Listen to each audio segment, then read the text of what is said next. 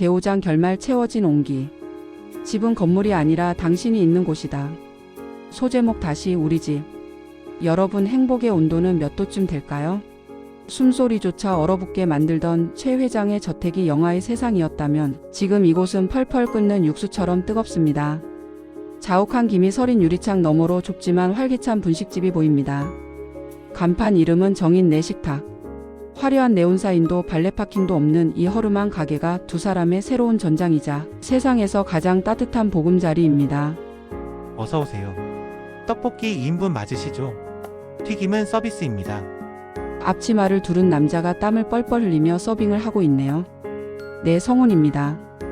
불과 몇 달 전만 해도 명품 정장에 소스 한 방울 튀는 걸 질색하며 아내 등 뒤에 숨어 자격지심만 키우던 그 남자가 맞나 싶습니다. 지금 그의 모습은 어떤가요? 목이 늘어난 티셔츠, 국물 튀어 얼룩진 앞치마. 겉모습은 훨씬 초라해졌지만 눈빛만은 그 어느 때보다 단단하게 살아있습니다. 뜨거운 튀김기 앞에서 기름 냄새를 뒤집어 쓰고 있지만 그는 이제 더 이상 누군가의 그림자가 아닙니다. 정인의 짐을 기꺼이 나눠 드는 진짜 가장이 되었습니다.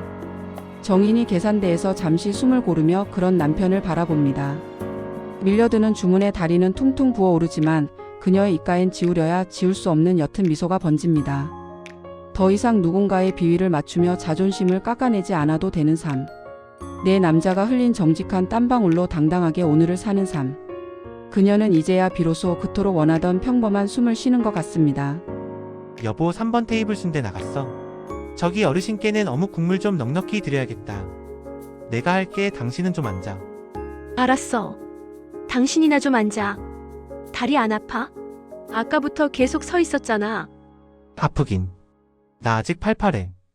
저녁에 장사 끝나면 당신 좋아하는 참치 넣고 김치찌개 끓여줄 테니까 조금만 더 고생하자. 짧은 대화 속에 묻어나는 두터운 신뢰. 차가운 돈 봉투와 비난이 오가던 살얼음판 갔던 거래 대신 서로의 안부를 묻는 따뜻한 배려가 그 자리를 채웠습니다.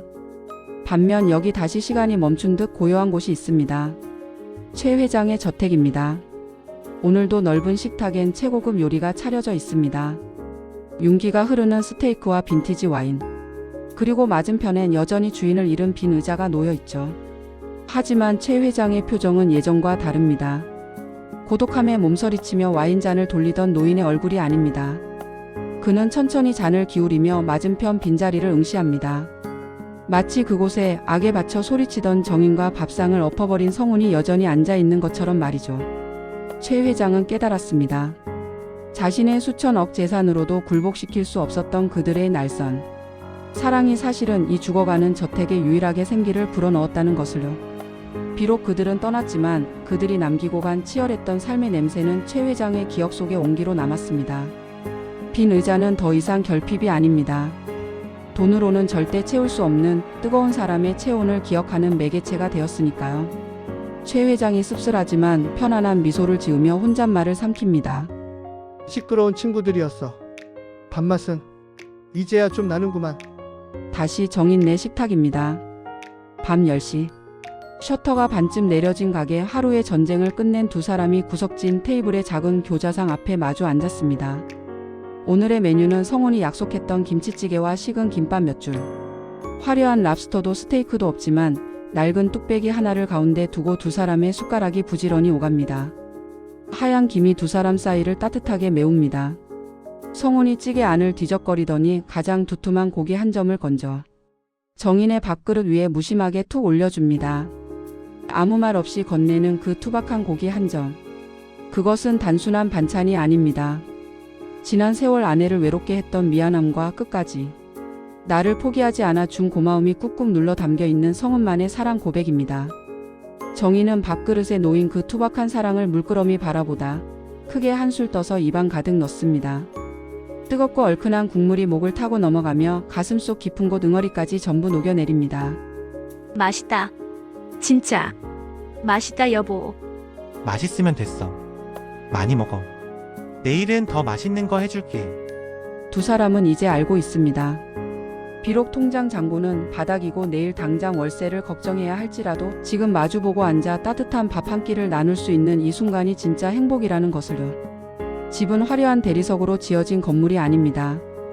비바람을 막아주는 낡은 지붕 아래 내 젖은 어깨를 감싸주고 밥숟가락에 고기 한 점 올려줄 단 한 사람만 있다면 그곳이 바로 세상에서 가장 안전하고 따뜻한 우리 집입니다.